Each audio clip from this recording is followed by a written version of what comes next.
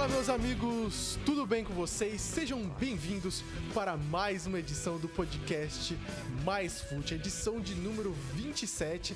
Eu sou o Léo Abrantes, mais uma vez ao lado do meu grande amigo Ramon Araújo. Que alegria! Que alegria, meu jovem Leonardo Abrantes, meu grande amigo.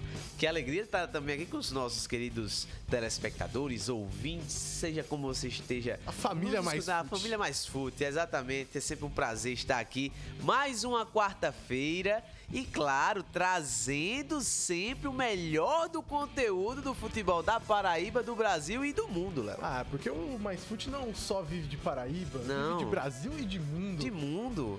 Estamos localizados no planeta Terra, no continente americano, Eu ia falar africano. Não fala um negócio desse não, pelo amor de Deus. Não agrida a geografia dessa maneira. Você sabe que geografia não é meu forte, né? Não é. Eu pensei já em geógrafo. Já pensou eu sendo... Geógrafo? Exatamente, eu pensei. Na época dos estudos ali, ensino médio, você não sabe o que vai fazer. Eu pensei em história, geografia. Acabei virando o quê? Estudante de fonoaudiologia. De repente, saí do curso e fiz jornalismo. Tá vendo aí, ó? Eu sempre quis jornalismo, então eu fui fadado ao fracasso. Então, vamos para mais uma edição aqui do nosso queridíssimo podcast Mais Fute. Primeiramente, queria agradecer a todo mundo que está acompanhando o podcast Mais Fute aqui, ó, no Instagram do Podcast Mais Fute, @podcast Mais Fute no Instagram. Lá tem muito conteúdo original, não tem? Conteúdo original, com muita informação, entrevista, videozinhos de entretenimento, interação com a torcida, de tudo você vai encontrar lá no nosso @podcast Mais Fute, sempre trazendo conteúdo da melhor qualidade e, claro, com certeza, ao longo dessa semana, muito mais conteúdo para os nossos queridos seguidores. Exatamente.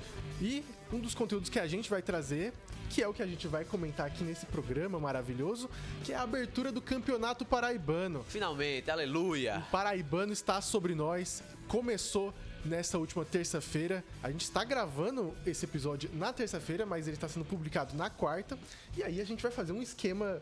A gente vai fazer uma magia. Uma magia. A magia dos artifícios, né? Da internet, da tecnologia, né? Exatamente. O que a gente vai fazer, a gente tá gravando aqui na terça-feira, porque Ramon tem compromisso na quarta. É verdade. Então, na terça, a gente vai estar presente no Estádio Almeidão, onde vai acontecer a partida do 13 contra o Serra Branca. E a gente vai fazer uma participação lá, comentando sobre o jogo, trazendo entrevistas também, que é o que o Mais Fute consegue fazer, né? Exatamente, né? Muita qualidade, muita análise, e a gente vai trazer lá direto do campo. Inédito, viu? Inédito. No estado da Paraíba nunca se viu um podcast. No podcast, o jornalismo, nunca se viu algo nesse formato. Nunca se viu um apresentador passando por outro apresentador. Exatamente. Pioneiros, desbravadores de mundos. Exatamente. É o podcast então, Mais Fute. Vai ter essa cobertura aí da abertura do Campeonato Paraibano. E também, Ramon, do jogo do Botafogo, né? Jogo do Belo, jogo do Belo. Nós também estivemos presentes também. Mas Fute não para aqui. Não para. É uma máquina. A gente tava lá presente também no jogo do Belo, presenciamos o empate do Belo no tempo regulamentar, né, com o Potiguar, e depois o Belo vencendo nos pênaltis, mais uma vez o Belo conseguindo a classificação nos pênaltis, e pode agora dizer que realmente tá na fase de grupos, né, ó, o hinozinho aí, ó, o hinozinho aí. É o hino do Belo, rapaz, o Belo tá com tudo aí, não venceu ainda na temporada, mas já está na fase de grupos da Copa do Nordeste, que era o mais importante nessa fase inicial. Exatamente, a gente vai comentar sobre essa partida e também vamos falar um pouquinho sobre o que representa essa classificação para o restante da temporada. Afinal, o Botafogo teve um aumento no calendário e a gente vai falar tudo sobre isso. E recebeu um bom dinheiro, viu, Léo? Inclusive. Exatamente, né? Vamos falar tudo sobre isso. E também, para encerrar o programa, hoje a gente vai falar um pouquinho de futebol internacional também. Vamos falar sobre a premiação do The Best, que aconteceu nessa última segunda-feira, que premiou o Lionel Messi como o melhor jogador do mundo. Calma, Ramon, eu sei que você já vai falar. Mas a gente vai falar um pouquinho sobre essa premiação, nossas opiniões, mas também a gente vai comentar um pouquinho sobre o que significa essas premiações do futebol mundial, porque tá cada vez mais confuso, né? Tá confuso até demais, né? Depois dessa última, acho que ficou bastante claro que o que na verdade move essas premiações às vezes são mais interesses pessoais ou amizades, né? Se aí existe uma certa discussão que se fosse só a torcida, fulaninho de tal ia ganhar sempre o prêmio porque tem mais fãs. A gente vê que o cenário indo pelo outro lado, né? Confiando no quê? Nos especialistas, os jornalistas, os treinadores, os jogadores, os técnicos. Pelo visto também esse pessoal não acompanha o futebol da mesma forma que a gente acompanha, né? Mas tem muita coisa por trás também, viu, Ramon Araújo? E a gente vai comentar tudo aqui no podcast. Lembrando que cada assunto tá aqui na descrição, seja no Spotify, no YouTube, onde você tiver. Vai estar bonitinho aqui, todos os capítulos, organizado o tempo que a gente começou falando sobre o jogo do 13, sobre o jogo do Botafogo e também sobre a premiação. Então, não deixe de perder. O podcast Mais Fute, se você não conhece... Não deixe de perder, não deixe de assistir. Porque se deixar de perder... Aí é impossível. Aí fica complicado, né, meu amigo? Pra você que não conhece o podcast Mais Fute, eu sou o Léo Abrantes, esse aqui é Ramon Araújo. A gente sempre comenta aqui futebol paraibano, nacional e internacional, sempre de uma maneira irreverente. Mas também muito analítica, muito séria e muito conteudista, eu diria. Perfeito. Você diria que o podcast Mais Fute é conceitual? Ah, demais até. Eu acredito que nós somos o perfeito equilíbrio, né? Exatamente. Como diria Thanos, né? O perfeito equilíbrio. É verdade. O que Thanos não conseguiu fazer matando os outros, a gente consegue fazer no nosso podcast. Com informação, né? Com muita informação. E pra quem quiser acompanhar, onde a gente pode acompanhar o podcast Mais Fute? Podemos acompanhar, claro, no Instagram. No Instagram é uma das opções que você pode nos acompanhar. Cortes no Instagram, exato. Conteúdos originais. Exato. Mas se você quer acompanhar o nosso podcast na íntegra, aí você tem o canal do YouTube da Mais TV, você tem o Spotify, você tem o Amazon Music, nós temos o Google Podcast, Apple Podcast, Deezer. Onde você procurar, você vai encontrar o podcast Mais Fute. Só digitar podcast Mais Fute, né? Coloca com o maisinho, Mais Fute, que aí vai ficar mais fácil pra você. Beleza? E agora vai acontecer um evento histórico. Histórico no jornalismo esportivo paraibano. Nunca se viu isso na história da Paraíba. Nunca se viu isso. Pioneiros. Agora a gente vai passar a bola pra eles, os apresentadores mais bonitos do Brasil. Os nossos repórteres de campo. É verdade, nós somos os apresentadores, eles são os repórteres. Eles são os repórteres, exatamente. Exatamente. Vai daí, Léo Abrantes e Ramon Araújo. Bora começar esse programa. Mais conteúdo, mais qualidade, mais futebol. Esse é o Mais Fute. Bora, vai Léo Abrantes e Ramon Araújo.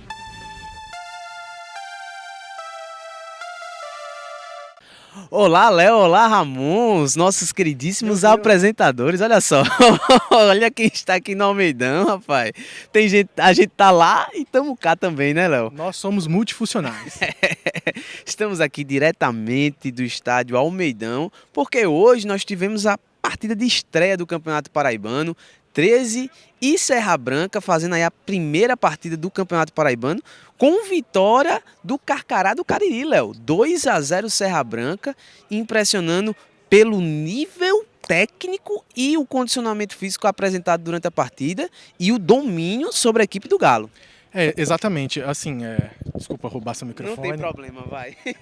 É muito interessante a gente conversar um pouquinho sobre essa partida, porque é uma partida que a gente esperava muito, mas também tinha aquele receio, porque a gente sabia que é início de temporada, mas a gente viu um Serra Branca que saiu com a vitória 2-0, a gente viu um Serra Branca muito melhor comportado, principalmente na questão tática, na questão técnica, a gente viu uma equipe muito forte, conseguindo se segurar a partida tranquilamente no condicionamento físico, mas também não sofrendo, sabe? Parece que o 13 jogou e não atingiu, sabe? Então, a sensação que fica é bastante interessante sobre o Serra Branca. Falando um pouquinho sobre a parte tática, a equipe mostrou muita capacidade de poder chegar à frente, mas também de ir para trás, se defender nos momentos certos. Eu acredito que é uma equipe que mostrou muita capacidade, não é, Ramon? Não, e aí, sem sombra de dúvidas, Léo, eu vou destacar algumas coisas, né? Eu vou pegar agora aqui o microfone de volta, mas destaco. Condicionamento físico, os jogadores que não disputaram a partida estão aqui ainda no campo, fazendo aquecimento, estão aqui e isso não é à toa, dá pra ver que realmente, em questão superior no condicionamento físico. Não querendo falar nada, mas do 13 já saiu. Não, então, mas isso é de se destacar. Primeiramente, condicionamento físico, qualidade técnica, criação do jogo. Serra Branca com muitas variáveis na partida, apresentando um cartel assim de jogadas incrível e jogadas ensaiadas em muitos momentos. Sai na frente do 13 no primeiro tempo com o gol do Emerson, lateral esquerdo, e no segundo tempo Marcelo Toscano, que é um dos principais nomes do time, camisa 10, faz o segundo gol. E aí um Serra Branca que toma o gol no primeiro tempo. O 13 cresce em busca do empate. O Serra Branca, apesar de sofrer uma certa pressão, consegue manter um certo controle nesse sentido. Chega para o segundo tempo, sofre uma certa pressão inicial, mas depois toma conta do segundo tempo e a gente não vê mais o 13 em campo. A gente não vê mais o 13 em campo. Serra Branca com um domínio completo do segundo tempo e assim destacar isso de maneira assim fenomenal, como o Serra Branca fez isso. Aproveitando justamente o que você falou, e eu também, né, do condicionamento físico dos jogadores, o próprio jogador, né, do Serra Branca, Anderson Paulista, né? Isso. Anderson Paulista comentou um pouquinho sobre essa relação dele com o condicionamento físico e a pré-temporada da equipe. Vamos ouvir ele. Foi muito importante pra gente porque eles deram essa estrutura pra gente. Começamos 2 meses antes da competição começar, então a gente está vendo o resultado. Corremos 2 tempos na mesma intensidade. Parabenizar o professor Vitor também nessa parte física. E a gente tem mais coisas para melhorar, a gente não está 100% onde a gente queria, agora é só trabalhar. Tá aí o Anderson Paulista falando com a gente. Respondeu 3 perguntas nossas, Ramon. Exatamente. O grande Anderson Paulista que deu atenção. Disseram que não falava tão bem na central. Falaram dele. Falaram dele, mas falou muito bem aí pra gente. Falou muito bem e ele realmente foi um dos destaques do Serra Branca. É uma equipe que conseguiu passar por ele também a bola, mas a gente vê vários nomes, né? A gente teve o camisa 10, que O Marcelo Toscano, que, inclusive destacar o penteado do Marcelo Toscano. maravilhoso. Maravilhoso, e fez uma grande partida, brigando muitas vezes lá na frente com os zagueiros, pegando essa primeira bola depois que a zaga cortava, ele pegava aquela bola para poder conseguir ligar um ataque mais rápido. E aí também destaco a partida que fez os laterais da equipe do Serra Branca, muito importante, e também o Memo, acho assim, eu tenho que destacar, a camisa 22, que capitão, que condutor de meio de campo. Calma. Eu tenho que destacar aquele cavanhaque que parecido com o meu. Goleiro Neto também, vamos. Neto, muito líder lá atrás, se comunicando muito com a Muita defesa, comunicação. uma defesa muito segura E também. até mesmo a própria comissão técnica, os jogadores banco reserva, dava para ver que a equipe estava muito assim vibrante na partida. E também é interessante agora, vamos puxar um pouquinho pro 13, né? Falar um pouquinho do 13. É uma equipe assim que, sinceramente, não jogou mal. A sensação que a gente teve aqui é que o 13 fez uma partida boa, só que parece que ele foi, sabe, imobilizado. Isso. Sabe quando você tá tentando correr, pega no seu pé assim, aquelas brincadeiras de criança? E eu vou dizer aqui, não é que o 13 também tenha feito um jogo péssimo, horrível, não, mas eu acredito que o 13 ele poderia ter feito uma partida melhor, talvez ainda em início de temporada precisa pegar mais ritmo, mas totalmente engolida pela qualidade da equipe do Serra Branca, isso tem que se destacar. Exatamente. E aí fica a questão assim para as próximas rodadas, né? Imagine se o Serra Branca agora já com uma boa margem, assim, um jogo que deu muita confiança, seguir para os próximos jogos com uma tranquilidade muito grande, ele vai ter uma sensação de ainda mais poder caso enfrente, por exemplo, uma equipe como o Atlético de Cajazeiras, como o Pombal, que são equipes um pouco mais fracas, ou mesmo se pegar um adversário mais forte, já vai ter muita força para poder enfrentar. Diferente do 13. 13 que agora tem um calendário muito complicado, né? A gente queria aproveitar também para falar do próprio presidente Arthur Bolinha, que concedeu entrevista aqui com a gente, e ele comentou aqui com a gente que o paraibano é a principal, é a prioridade da equipe na temporada. Apesar de Copa do Nordeste, apesar de Copa do Brasil, o paraibano é o principal. Vamos ouvir o que ele falou aqui pra gente? A prioridade do 13 está bem claro, inclusive para todo o elenco, é exatamente o campeonato estadual. A prioridade número 1 para o 13 é a disputa do estadual. Vamos tentar fazer a melhor campanha nas outras competições no primeiro semestre, Copa do Nordeste, Copa do Brasil, mas focando, tendo como prioridade o campeonato estadual, que é muito importante para a história do 13, no que diz respeito à garantia de calendários. A gente está no início de um processo que é fundamental para que a gente consolide esse processo que o 13 está começando a viver, que a gente mantenha uma regularidade de calendário. E é isso que o campeonato estadual permite. Portanto, assim, está bem claro, assim, internamente, foi bem colocado, o elenco tem consciência disso, toda a comissão técnica, que a principal competição do primeiro semestre para o 13 será o campeonato estadual. Pois é. Aí, assim, obviamente, é uma derrota ruim para o 13, mas é aquela sensação de que não se pode jogar tudo fora, né, Ramon? Não, e eu acho que o 13 não pode fazer isso. Eu acho que, claro, deixa a torcida um pouco decepcionada, principalmente porque a gente viu muitos torcedores do 13 aqui presentes no estádio em João Pessoa. Bastante participativos, Bastante viu? participativos, apoiando o time até o final e só começaram a vaiar depois que a equipe perdeu e foi uma vaia assim leve, sabe? A gente escutou muito mais aplausos do que vaia. E aí eu destaco isso, acho que não é para torcida se desesperar agora, não. 13 tem uma equipe com uma base muito boa. Não sei se vai ser necessário reforços. E aqui eu digo isso por quê? Porque foi uma primeira impressão. Essa equipe ainda pode encaixar e crescer. Foi um primeiro jogo e contra uma equipe que a gente já viu que realmente vai ser postulante a estar entre os 4 na fase final. Então, eu acho que é um 13 que, claro, precisa ligar o alerta, precisa trabalhar, continuar trabalhando. E eu acredito que essa equipe ainda pode encaixar sim. Eu vi muitas coisas boas nessa equipe do 13 e vejo sim com bons olhos essa equipe que pode ainda crescer, mas não tiro nenhum momento esse destaque para mim, que o Serra Branca ele atendeu, na minha opinião, a tudo que estava sendo dito sobre a equipe. A equipe vai ser postulante ao título? Eu acredito que sim. E até aproveitar falando sobre o Serra Branca, a gente também conversou com o presidente Alexandre do Serra Branca e ele comentou um detalhe que me pegou bastante, que é a questão do trabalhar no Serra Branca, né? O Ramon tinha perguntado sobre essa questão relacionada à pressão, porque o Serra Branca, uma equipe agora com muita visibilidade, né? Torneio de famosos, Zico, enfim, o Serra Branca se mostrou uma equipe aparentemente aqui, pelo menos nessa primeira partida, é bom salientar isso, né, Ramon? Isso, primeira partida, calma. Também precisa ter calma, mas foi uma ótima primeira partida. Tanto 13 quanto Serra Branca, a gente não está engrandecendo a equipe ou diminuindo, mas a gente está pegando primeiras impressões que podem ser importantes no futuro. O Alexandre falou aqui com a gente e ele comentou que trabalhar no Serra Branca para os funcionários é algo muito bom. Isso. E algo que realmente alivia um pouco dessa pressão, que ele também disse que é para todo mundo, né? Vamos escutar ele?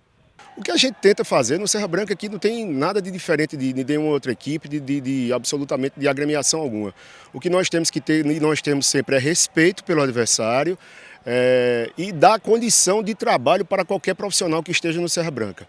Não só para os atletas, como para todo o staff, todo mundo que está no Serra Branca está feliz, satisfeito e trabalhando digamos assim, com força, com garra, para que os resultados venham. Então não tem mágica alguma, não tem mistério nenhum, é só fazer a parte certa, o que pagar em dia, cumprir com aquilo que nós prometemos. Essa é a grande receita do Serra Branca Sport Clube.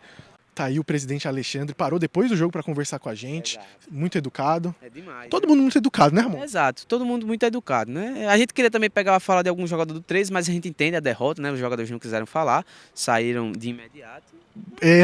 Eu não entendo muito não, tem que falar, mas a gente entende, tá bom? A gente entende, vai.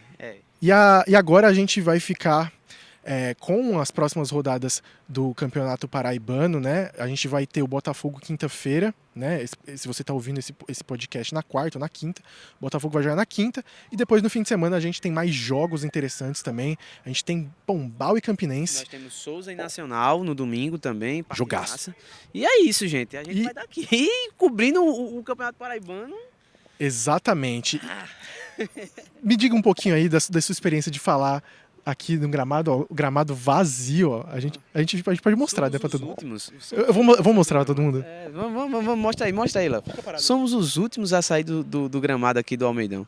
Que maravilha, olha aí. Dá um close, dá um giro, Leonardo Abrantes, dá um giro. O Almeidão é nosso, o Almeidão é mais fute, o Almeidão é do nosso povo brasileiro. Povo brasileiro. Eu queria fazer uma constatação de que pintaram o Almeidão com as cores do Campinense no jogo do 13. Não dá, né? A gente tá brincando, tá bom? A gente sabe que é as cores da bandeira da Paraíba. A gente sabe, mas é muita coincidência, tá? E a gente não queria perder a oportunidade porque o Mais Fute também é humor e piadas. Não deixa. Mas também, depois de uma análise dessa... Exato. Vamos ficar por aqui, né, Léo? Vamos ficar por aqui. Léo Abrantes e Ramon Araújo aí do estúdio do Corporate Towers. Seus lindos, maravilhosos. É com vocês. Um abraço e até a próxima transmissão, viu?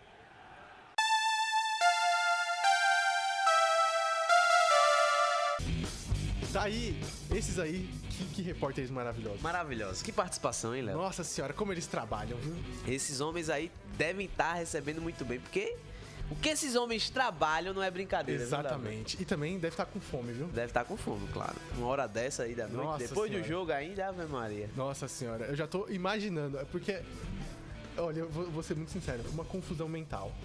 Porque a gente tá gravando isso do passado, sendo que a gente tá falando com a gente no futuro, pra postar isso num futuro mais à frente. Você entendeu? Se qualquer roteirista de Hollywood pensasse isso pro universo da Marvel ou da DC, eles não conseguiriam fazer com tanta perfeição como o podcast Mais Fute está fazendo. Jamais. E vamos falar logo de Botafogo, Vamos Ramora? embora. Vamos comentar um pouquinho sobre o Botafogo, vamos comentar um pouquinho sobre a partida.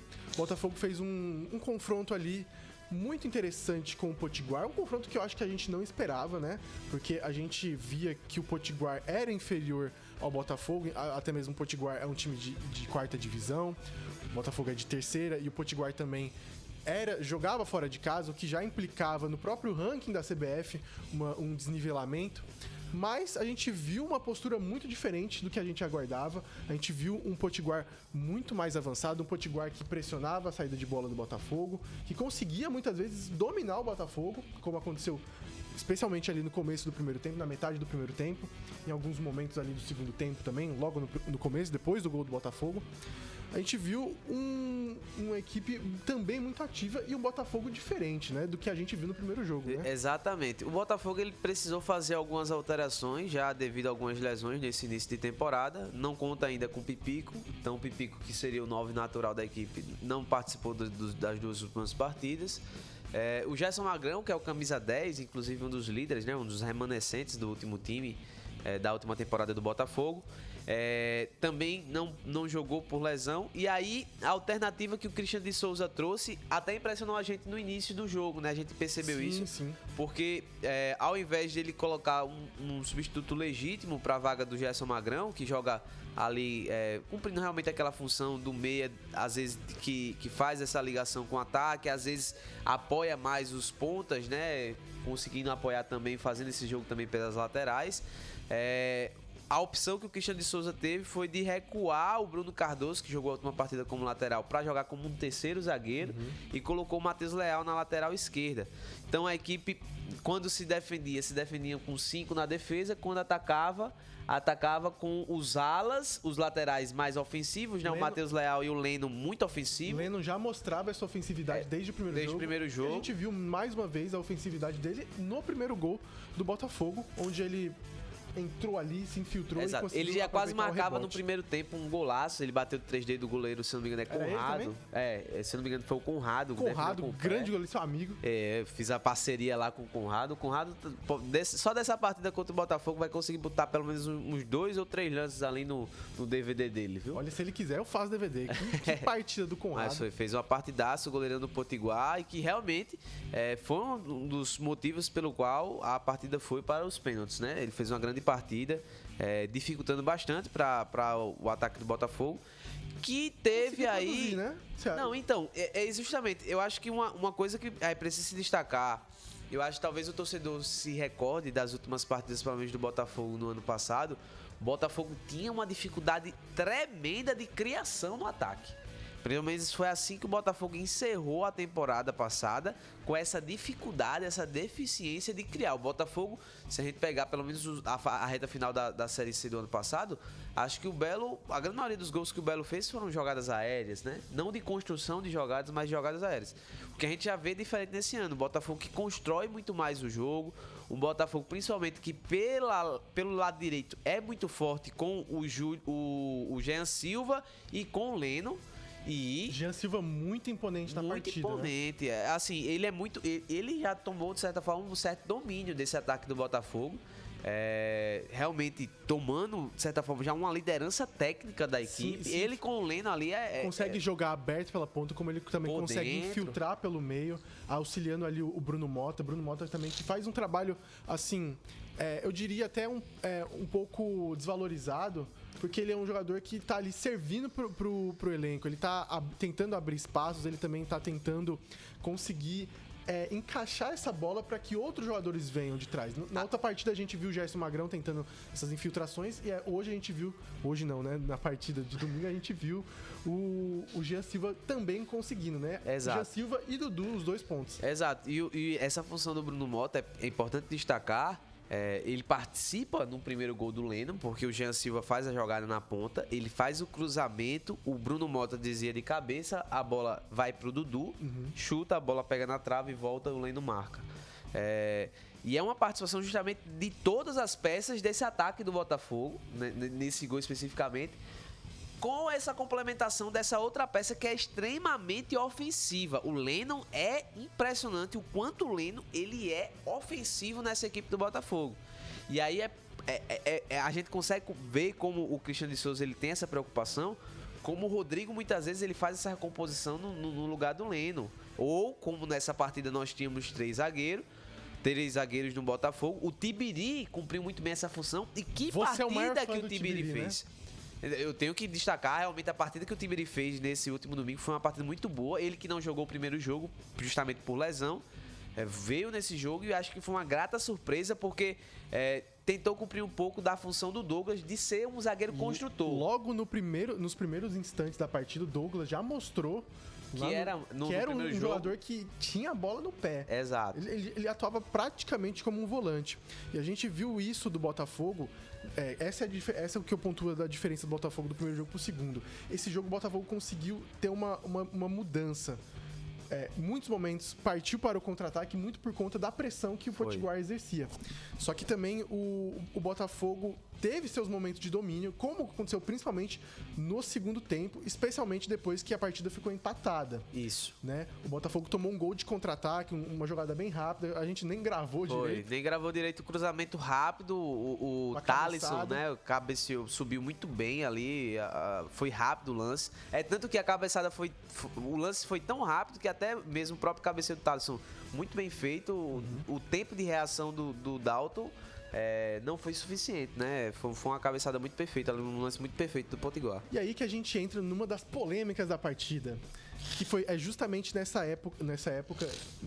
nesse momento em que o Botafogo estava empatando e estava tentando voltar a partida, a dominar, e conseguiu de fato, mas conseguiu depois de uma mudança específica, que foi a entrada do Kiko. Exato. Kiko, que muito querido pela torcida, a torcida estava gritando o nome dele, só que também a torcida também estava pegando no pé de um jogador que eles estavam doidos para que ele saísse, não é? O Dudu em campo, que perdeu algumas oportunidades, e também a gente estava aqui se perguntando o que ele estava fazendo exatamente na partida. E aí ele mostrou um pouquinho, né, o que ele estava fazendo e parece que ganhou a confiança do treinador. Exato, assim, aparentemente, pelo que a gente observou, existe um cumprimento tático que o Dudu faz que talvez compense justamente até mesmo essas partidas que ele esteja num rendimento mais abaixo. A torcida, naturalmente, por ver que o Dudu não estava conseguindo participar de maneira efetiva, e aqui é que é importante, não é que ele não estivesse participando do jogo do Botafogo, mas a efetividade dele no ataque não estava boa na partida, né? Os lances que ele geralmente tentava, geralmente estava dando errado, e as oportunidades que ele teve no jogo, ele teve pelo menos ali umas 2 oportunidades, e ele desperdiçou. Então a torcida, quando vê já essa situação, a torcida já começa a pegar no pé do jogador, cobra. E aí quando o Kiko foi chamado, eu acho que naturalmente o torcedor pensou o quê? O Dudu não tá bem no jogo, o Kiko vai entrar. Até porque o Dudu tava jogando na posição onde o Kiko entrou. E o Kiko entrou, perfeito. Porque o Kiko entrou pela ponta esquerda. Exato. E aí, pela ponta direita, o Dudu foi deslocado. Exatamente. E aí, eu acho que, não sei se por uma questão física, até aparentemente pela reação, o Jean Silva não gostou de ser trocado. Acho que ele sentiu que ele estava muito bem no jogo. Mas ele sai de campo e a torcida vai nesse sem momento o Christian. Exato. Aparentemente nenhum problema físico. E aí o Christian de Souza é vaiado pelo torcedor nesse momento. Vaiado é pouco. Foi realmente chamado até de burro assim nesse momento. A torcida do Botafogo sempre muito calorosa. Exato. E aí, Não que não esteja no direito, o Kiko entra muito bem no jogo, isso é de se destacar. A entrada do Kiko, inegavelmente, Mudou o foi jogo, muito mudou o boa, jogo. mudou o jogo, foi o cara que tentou ali. Tentou muito, gerou muitas oportunidades ofensivas, e exato. também foi um jogador que a galera tava procurando ele. Exatamente. Ele cortava pelo meio, ele conseguia fazer jogada de linha de fundo. Então é um jogador que ali deslocou a partida. E também, pra coroar tudo, foi ele que fez o gol. O último pênalti. Gol, o que converteu a cobrança e levou o Botafogo à fase de grupos. E aí eu destaco mais uma coisa, Léo. A gente fala, né, início de temporada, realmente, esse time ainda tem muito a evoluir, mas os primeiros sinais é que uma equipe que cria muito ofensivamente, eu acho que talvez os gols não vão ser um problema pro Botafogo essa temporada, pelo menos eu acredito isso com o retorno do Pipico, que vai ser um cara que vai ter mais essa responsabilidade do gol. Eu vejo uma equipe já com um certo entrosamento e com algumas jogadas já bem definidas. Claro, vai ter alguns ajustes. O que me preocupa pro Botafogo nessa temporada, e aí eu destaco, é justamente essa sequência de jogos pesados que o próprio Christian de Souza destacou, né? Quando a gente conversou com ele. Quem não viu a entrevista tá lá no nosso Instagram, no podcast Mais Fute. E também tem o Rodrigo, que falou com a gente exatamente. aqui. E ele pontuou uma coisa interessante, que é a importância do Botafogo estar na Copa do Nordeste. Não especificamente falando sobre a sequência de jogos, mas ele falando um pouquinho sobre o fato do Botafogo, da equipe do Botafogo, da grandeza do Botafogo retornar à fase de grupos da Copa do Nordeste. Vamos ouvir o que o Rodrigo falou aqui pra gente? A gente estava muito motivado, né? A gente sabe da dificuldade que é 2 decisões no começo do ano, né? Então, nossa equipe tá se preparando ainda, são 40 e poucos dias de trabalho, mas a gente sabia que o importante era estar dentro da Copa do Nordeste. O Botafogo é grande, é gigante aqui no Nordeste, a gente vai ter muita evolução pela frente, vai ter o Paraibano agora junto com a Copa do Nordeste, a gente espera fazer um grande primeiro semestre aí pra gente alçar coisas melhores aí durante o ano. Interessante a fala dele de falar da questão de grandeza do Botafogo. Exato. Tá nessa fase de grupos. E também, né, a gente, aproveitando que estava ali no gramado, obviamente a gente perguntou para o Christian de Souza justamente a questão do esquema tático, né, dessa mudança, do que aconteceu. E ele falou que uma coisa interessante, que não se trata de esquema, se trata de modelo. Vamos ouvir o Christian de Souza falando sobre o esquema da equipe. A gente perdeu o Magrão, né? Tinha que recompor. Aí entra a análise, né?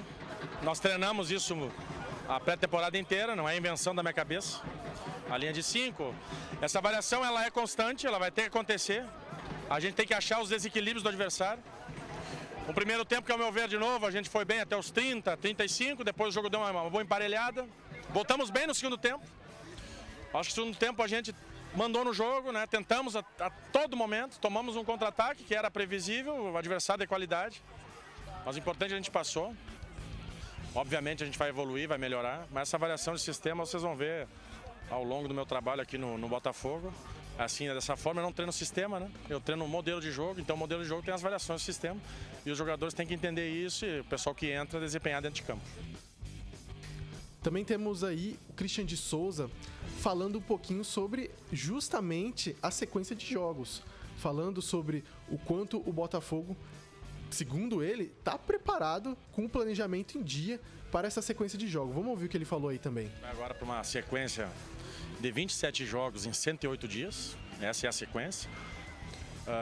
Mas vamos com calma agora, né? O planejamento já está feito em cima dessa situação. E agora, a passar dos dias, os trabalhos, né? Já temos um compromisso quinta-feira, já não descansamos. E vamos jogo a jogo. Eu trabalho sempre, o espaço temporal é sempre de um jogo após ao outro. Eu não penso muito a mesociclo, macrociclo, então é de jogo a jogo. Aí o grande Christian de Souza. Eu queria destacar a beleza do repórter. Olha aí, o repórter de campo foi num naipe, viu, meus amigos? Só Nossa você senhora, me chamaram de jornalista GTA. Mas foi, desse jeito. Jornalista GTA, só pra você ver, né? E assim, pegando um pouquinho do gancho que eles falaram e comentando um pouquinho sobre isso, eu acho que a Copa do Nordeste pode ser muito perigosa para o Botafogo. Obviamente, questão financeira é ótima, vai ajudar. Em questão de visibilidade, o Botafogo pode ter confrontos contra Fortaleza, Bahia, Vitória, equipes de Série A. Isso é muito bom, muito positivo, mas por outro lado, né? tem uma expressão que é tipo... Eu não sei explicar a expressão agora que me fugiu a cabeça, mas assim, quando você almeja demais, talvez seja a referência a Ícaros, que voou muito perto do sol e teve as suas asas Não, com certeza queimadas. é nesse Então, sentido. a questão do Botafogo é justamente essa. É o perigo de se engrandecer com essa classificação, não que o Botafogo seja grande, mas o nível do Botafogo não é grande. Então, é um perigo muito grande o Botafogo se cair nessa tentação de focar na Copa do Nordeste e acabar esquecendo o real foco, que é o Campeonato Paraibano. E por quê?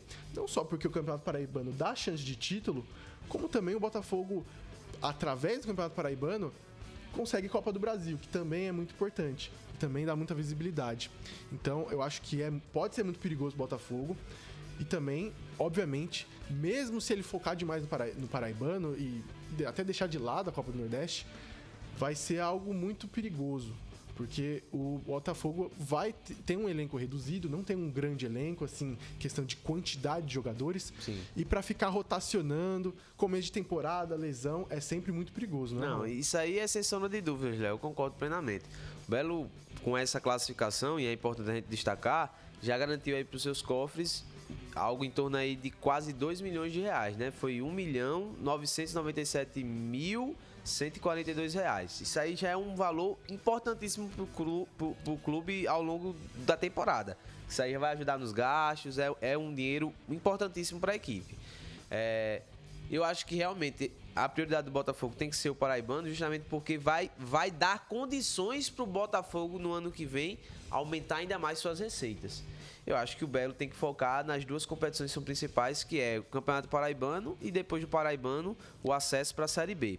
Eu acho que esse tem que ser o foco do Botafogo. Isso. É claro, a depender do grupo que o Botafogo caia, e aí não priorizando a Copa do Nordeste, vem acontecer que o Belo passe de fase, ótimo, maravilhoso.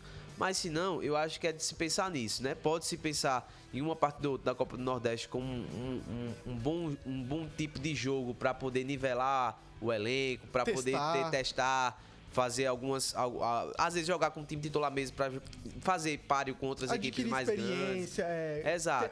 Contato, conversa. Exato, mas aí é focar no Paraibano. Se a equipe estiver indo mal no Paraibano e tem que focar. Acho que tem que olhar pro Paraibano e fazer, não, isso aqui é o nosso foco de competição e a gente vai se dedicar aqui. O Botafogo tem que estar entre as equipes que vão se classificar para a próxima fase do Paraibano. Entre os 4 ali. É quase Estando entre os 4 né? é obrigação. Se não estiver entre os 4, aí vai ser um grande problema para o restante do ano. E a gente fala isso não é querendo mal do Botafogo. A gente tá querendo alertar você, torcedor, e também ao Botafogo, se estiver ouvindo. Até porque a gente tá num grupo de torcedores do Botafogo que o pessoal tava falando isso. Ou não, foca no Paraibano, vamos olhar o Paraibano. Porque realmente o Paraibano já garante vaga na própria Copa do Nordeste do ano que vem e na Copa do Brasil. E a Copa do Brasil a gente sabe, né, Léo? Que passando, por exemplo, só de uma fase, já é uma porrada de dinheiro que ganha. E fora a possibilidade de você enfrentar uma equipe muito grande. Né? Também. Então, imagine, você pegar como o Campinense, pegou um Grêmio, sabe? Você pode...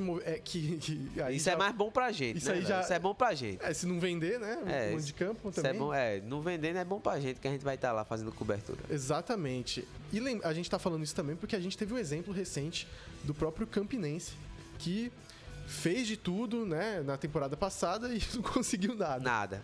E a gente Inclusive, também fez uma péssima Copa do Nordeste. Foi horripilante. Penúltimo colocado, ganhou 2 jogos. Foi coisa horrível. E no Paraibano nem se classificou e aí teve as consequências no final da temporada. E a gente também, o mesmo alerta do Botafogo, a gente alerta para o 13 também, que vai ter um calendário muito mais complicado. E aí fica o sinal de perigo, Fica né? o sinal de perigo. É entender a realidade também, né? Não pode querer abraçar o mundo com os braços e com as pernas. É por isso que a gente fala de planejamento. Planejamento é importante. O Christian de Souza falou isso pra gente, né? Que já existe um planejamento. Já tinha sido feito um planejamento caso a equipe passasse para a fase de grupos. Então, se já existe, vamos confiar também aí nesse planejamento que foi feito por parte de toda a comissão do Botafogo, pensando no decorrer da temporada. Vamos mudar de assunto, Araújo? Vamos embora.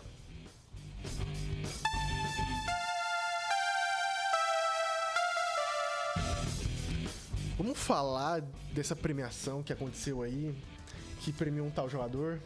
Vamos. Sem papas na língua, eu quero a sua opinião. Diga logo. Vergonha. Isso é um absurdo. Isso aí é um absurdo. Uma vergonha que a FIFA Desenvolva, Ramon fez. Araújo, desenvolva. Vou desenvolver, parafraseando aqui a frase do Farid, que é lá do Rio Grande do Sul, ele numa discussão com o Baldassi.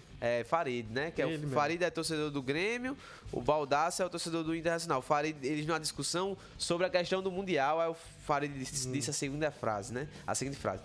Que credibilidade tem a FIFA, seu Baldasso? Credibilidade tem a FIFA quando os caras não estão roubando, eles estão na cadeia. E isso é uma verdade. Essa instituição está desmoralizada, Leonardo. Eu digo isso sem medo de ser feliz. Essa instituição está desmoralizada. A FIFA é uma vergonha. Não tem condições. Como é que o cara me dá uma premiação para um cidadão? Tudo bem. Pode ser que aí... Quem quiser defender a tese que ele é o melhor da história, pode defender. Eu não tiro os méritos, não. Realmente ele tem currículo para isso. Mas vamos analisar a temporada feita pelo cidadão, o Haaland, o Mbappé e o Messi. Diga. E vamos só analisar certos pontos, né? Primeiramente, vamos lá. Temporada feita por Lionel Messi. Lionel Messi foi campeão francês, porque eles contabilizaram nesse FIFA The Best a temporada a partir depois da Copa do Mundo, né? Depois da final da Copa do Mundo foi começado a contabilizar os jogos, né? Messi foi campeão francês juntamente com o Mbappé, certo? Só que nem do próprio time do PSG o Messi foi o melhor jogador. Ele nem do PSG ele foi o melhor jogador. E aí ele foi considerado o melhor jogador do mundo. Aí o Haaland é artilheiro da Premier League, é artilheiro da Champions, campeão. Ganha Champions, Premier League. Na verdade, com todo, desculpa aqui o palavreado, ganhou a porra toda, né? Porque o City ganhou tudo. Até pau ímpar ano passado, se tivesse campeonato, o City tava ganhando. E aí ganhou tudo e esse cidadão não ganha o prêmio de melhor do mundo. E aí, como é feita a votação? A votação é feita com os capitães, né, de cada seleção nacional, os técnicos, aí tem alguns treinadores também e alguns jornalistas, né? E aí, pelo que eu soube, a votação foi empate entre Haaland e Messi. Só que aí o critério de desempate foi porque Messi recebeu mais votações de capitães de seleções. Capitães de seleções. Entendeu? Só que aí, Léo, eu preciso fazer esse destaque, né? A gente vamos pra lógica das coisas, eu quero entender como é que foi essa indicação da FIFA. Eu quero poder... Fala um pouquinho. Assim, eu acho que existem dois pontos que é muito interessante a gente pensar, que é o seguinte. Primeiro, é o contexto histórico. A gente vive um contexto histórico de que Cristiano Ronaldo e Messi não mais dominam o futebol mundial. Mas mesmo assim, um e outro tá ali sempre chamando atenção, com alguma conquista, com alguma coisa muito interessante. Cristiano Ronaldo foi o artilheiro do ano de 2023.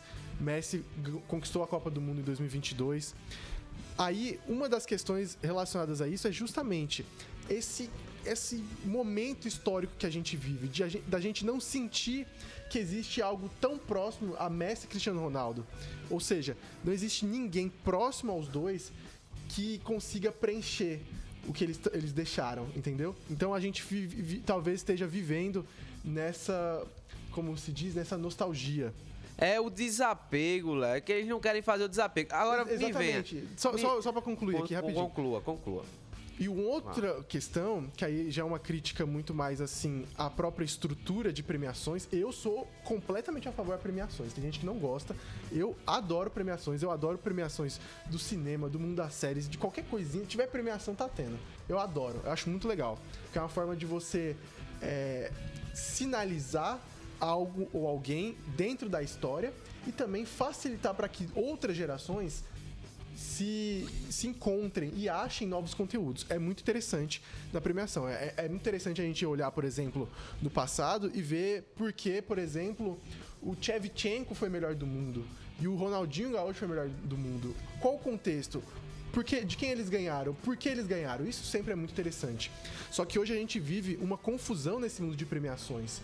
Hoje a gente já teve uma época que eu acho que era a época de paz, que era France Football, que é a detentora da bola de ouro, com a FIFA, fazendo uma premiação conjunta. Era muito mais fácil.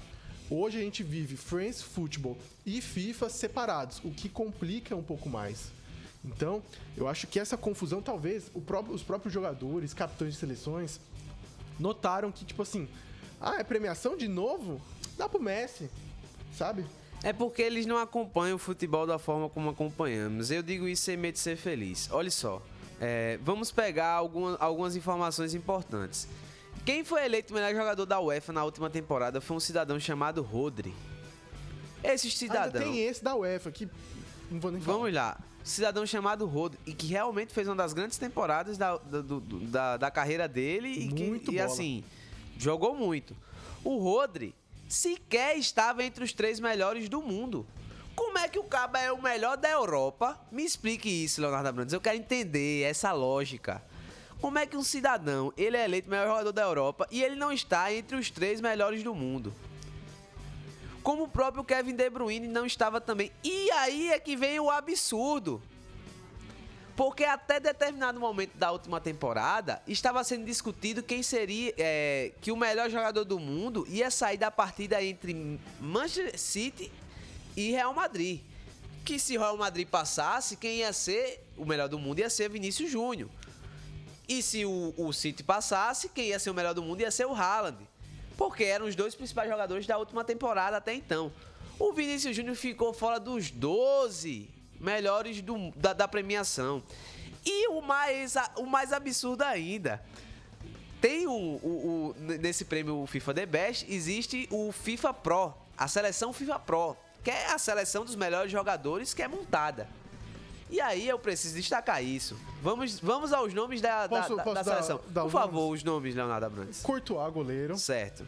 Aí vem Kyle Walker, John Stones e Rúben Dias. O trio do Manchester City. Detalhe, Kyle Walker, tecnicamente, é lateral direito. Lateral direito. Mas beleza. E John Stones, tecnicamente, jogou de volante. De volante. Mas tudo bem. Continuemos.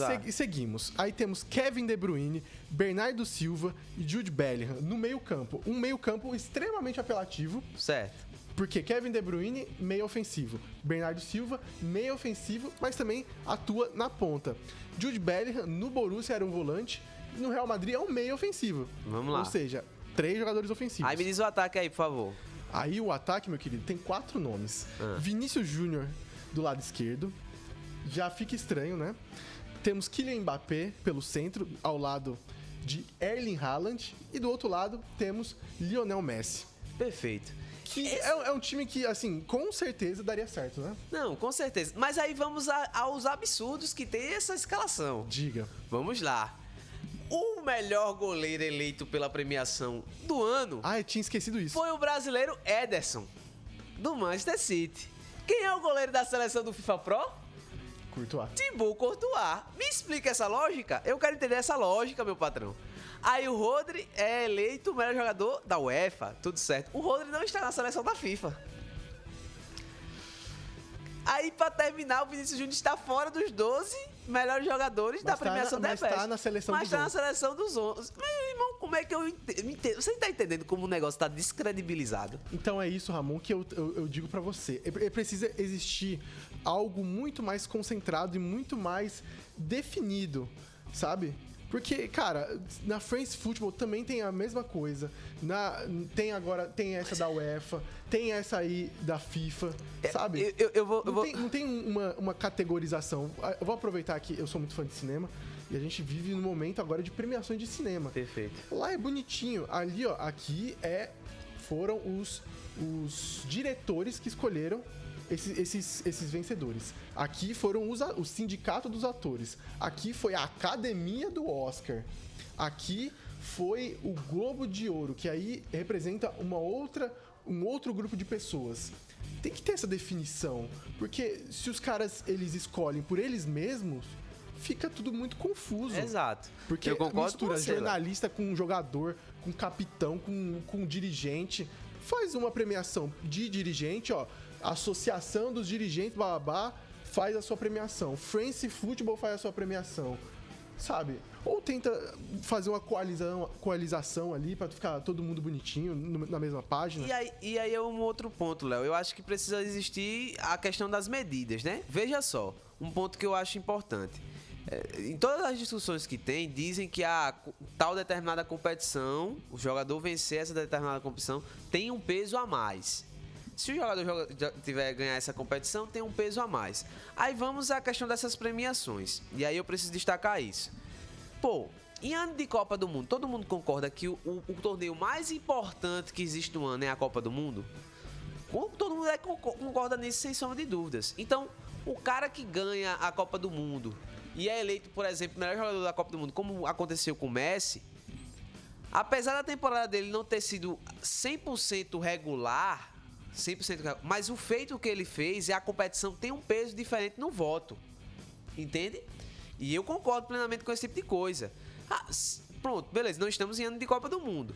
Então, o peso da competição mais importante, que é a Champions League, ela deveria ter um peso diferente na questão da votação. Se o cara que votou no cidadão chamado Haaland, o Haaland ele tem a determinada premiação, o peso do voto deveria ser outro, na minha concepção, pelo menos na minha concepção.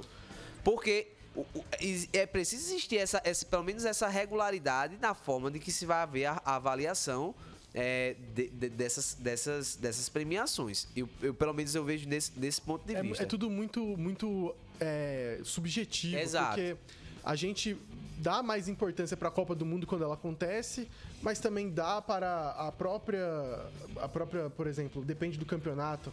Existe esse papo de que o Neymar não conseguiria ser melhor do mundo jogando pela França. Não, e pelo visto, pelo que a gente entendeu, o Messi ganhou apenas a Ligue 1. Pelo menos até ontem, antes da premiação, até onde eu sei, a Ligue 1 não é considerada, acho que nem a top 5 das ligas europeias. Ele foi eleito o melhor do mundo jogando pela MLS. O primeiro, sabe? Cê Premier League não ganhou ainda, sabia? Você tá entendendo? Premier League ainda não ganhou. A principal competição, a maior liga de futebol do mundo, não tem o melhor do mundo que foi conquistado por lá. Exato. Teve Bundesliga, teve La Liga. E aí é isso que eu fico sem entender. Na minha cabeça buga nesse sentido. Eu acho uma desmoralização da instituição em si. E eu acho que a credibilidade se perde. Aí, os próximos anos, se eles não buscarem... O pessoal não vai querer mais saber disso. Isso vai ser uma premiação simplesmente desvalorizada pelo público. Porque o público ele vai se sentir enganado de certa forma. Por exemplo, quem é que vai negar que a temporada de Cristiano Ronaldo foi melhor do que a temporada de Messi? Ninguém vai negar. Cristiano Ronaldo foi o artilheiro do ano. Mas ele sequer foi cotado pra ser um dos melhores do mundo. Eu acho que ele poderia estar na lista ali, sei lá, dos top 20. Você tá entendendo? Mas assim... Assim como, por exemplo, Germán Cano. Exato. Eu digo isso porque, tem alguns absurdos, com todo o devido respeito ao Julián Álvares. Eu tenho todo o devido respeito e eu sou fã do Julián Álvares. Mas o Julián Álvares ele está melhor colocado que o Vinícius Júnior nessa disputa dos melhores do mundo. Pra mim é algo inconcebível. Tudo bem. Sendo que a Copa não foi levada em consideração. Exato. Ele foi campeão. Ele ganhou tudo pelo Manchester City. Mas venhamos e convenhamos. Ele não foi um jogador coadjuvante no City? Ele foi muito coadjuvante. Ele é reserva. E aí o cara tá à frente do Vinícius Júnior, que foi o principal jogador do principal clube do mundo. Que chegou a ser... Eu não digo nem pra ele ser o jogador da maior equipe do mundo. Cara, por exemplo... Eu acho que a temporada do jogador lá, o famoso Kvara, do Napoli, Kvaratskhelia, fez uma temporada excelente. Osimhen também, são caras que poderiam estar sendo considerados. Eu acho que a gente tem que quebrar um pouquinho dessa mística do melhor do mundo. Perfeito. Dá pro cara que jogou melhor, independente de se ele ganhou alguma coisa ou não. E isso leva em consideração, por exemplo, independente da posição que o atleta esteja atuando também. Eu acho que isso também precisa ser um padrão a ser quebrado. O único zagueiro que venceu, pelo menos até onde eu sei, foi o Fábio Cannavaro, pelo ano impecável que fez em 2006. Por que não dar aquele título de 2019 para o Van Dijk, que também foi esse grande destaque do Liverpool, que ganhou a Champions, né? Mas não deu, o prêmio foi para Lionel Messi, com todo respeito ao Messi, mas assim, eu acho que falta às vezes, como você falou, quebrar certos, não vou dizer padrões, mas certas coisas que estão encucadas ali nesse tipo de premiação. As duas que quebraram foi Lewandowski, mas porque o Bayern foi campeão da Champions, e ele também joga no Bayern, e também o Benzema. que também foi campeão da Champions. Exato. E teve o Modric ali naquele período ali, mas... Também joga no Real Madrid. Enfim. Eu acho que por hoje é só, né, Ramon? É isso. Eu precisava desabafar um pouco sobre esse assunto, Léo. Vamos embora, né? Bora.